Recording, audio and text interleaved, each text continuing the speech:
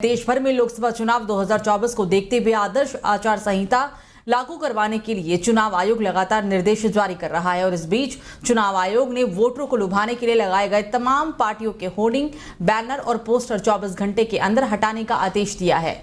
निर्वाचन आयोग ने सख्त कदम उठाते हुए राज्यों को सरकारी और निजी संपत्तियों से अनधिकृत विज्ञापनों को हटाने के निर्देश को लेकर शाम तक अमल की रिपोर्ट भी दाखिल करने को कहा है। चुनाव आयोग ने कैबिनेट सचिव के साथ देश के मुख्य चुनाव सचिवों को पत्र लिखकर रेलवे स्टेशन से लेकर एयरपोर्ट, सरकारी बसों से लेकर सरकारी भवनों पर लगे सभी सियासी विज्ञापनों को तत्काल हटवाने के निर्देश जारी कर दिए हैं। चुनाव आयोग ने केंद्रीय मंत्री शोभा कंदरलाजे के खिलाफ बयान के खिलाफ डीएमके की शिकायत का संज्ञान लेते हुए राज्य चुनाव आयुक्त से नियमों के तहत उचित कार्रवाई करने का भी निर्देश जारी किया है।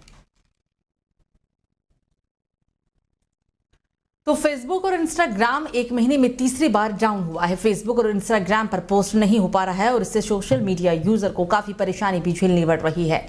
सबसे पहले सुबह 10:45 पर समस्या आई और फिर दोबारा रात करीब 8:15 पर यूजर्स की तरफ से साइट हैंग करने और पोस्ट शेयर नहीं होने की शिकायतें मिलनी शुरू हो गई थी। मेटा के फेसबुक मैनेजर और इंस्टाग्राम ऐप्स ने काम करना बंद कर दिया है। यूजर्स ने सोशल मीडिया प्लेटफॉर्म तक पोस्ट ना अपलोड हो पाने की शिकायतें भी की है।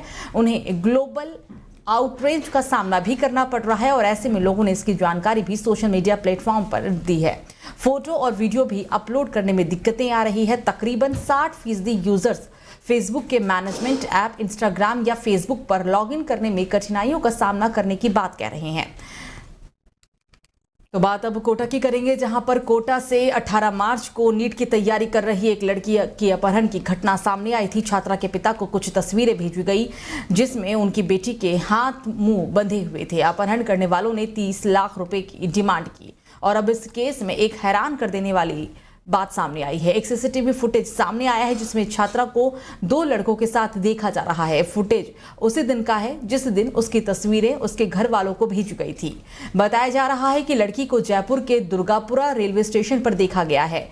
सीसीटीवी के आधार पर लड़की की लोकेशन के बारे में पता लगाया जा रहा है। दरअसल एमपी के शिवपुरी के बेराड़ निवासी रघुवीर धाकड़ ने 18 मार्च की रात को कोटा के विज्ञान नगर थाने में अपनी बेटी के अपहरण की रिपोर्ट दर्ज कराई थी। रघुवीर धाकड़ एक स्कूल चलाते हैं। उन्होंने पुलिस को बताया कि 18 मार्च को दोपहर 3 बजे उनके मोबाइल पर बेटी की किडनैपिंग का मैसेज आया था। आरोपियों ने कुछ तस्वीरें भेजी थी जिनमें उनके बेटी के हाथ और पांव बंधे हुए थे। कुछ तस्वीरों में बेटी के चेहरे पर खून भी लगे हुए थे। तो लोकसभा चुनाव की प्रक्रिया पर नजर रखने के लिए राज्य और जिला स्तर पर 2 स्तरीय निगरानी की व्यवस्था होगी। साथ ही साथ सीईओ कार्यालय में राज्य कंट्रोल रूम और जिला निर्वाचन अधिकारी कार्यालय में जिला कंट्रोल रूम भी रहेगा। दिल्ली समेत देश भर में आदर्श आचार संहिता लागू हो चुकी है और ऐसे में आयोग की राजनीतिक दल और उम्मीदवारों पर पैनी भी नजर है।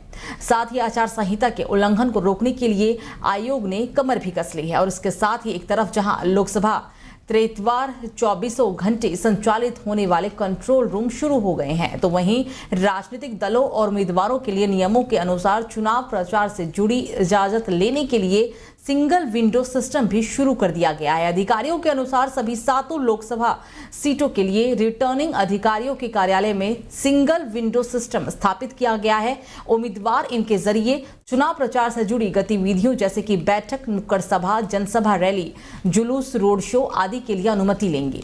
साथ ही चुनाव प्रचार के कार्यालय से कार्यक्रम के दौरान से 49 घंटे पहले सुविधा मोबाइल ऐप या फिर चुनाव आयोग की वेबसाइट में जाकर ऑनलाइन आवेदन भी करना होगा। बड़े आयोजनों के मामले में 7 दिन पहले भी आवेदन दिए जा सकेंगे। तो लगातार बढ़ रहे गर्माहट के एहसास के बीच बीते दिनों दिल्ली में इस साल का सबसे गर्म दिन रहा। अधिकतम तापमान 33 डिग्री पार हो गया और वहीं सोमवार को होली और गर्मी पड़ेगी, ऐसा भी अनुमान जताया जा रहा है। दिन भर आसमान साफ रहेगा लेकिन तेज धूप के चलते लोगों को गर्मी का एहसास जरूर होगा। मौसम विभाग ने अगले कुछ दिनों तक दिल्ली के तापमान में बढ़ोतरी की संभावना जताई है। राजधानी में बुधवार को अधिकतम तापमान 33.6 डिग्री दर्ज किया गया जो सामान्य से 2 डिग्री ज्यादा है। न्यूनतम तापमान 13.7 डिग्री दर्ज किया गया है जो सामान्य से 2 डिग्री कम है।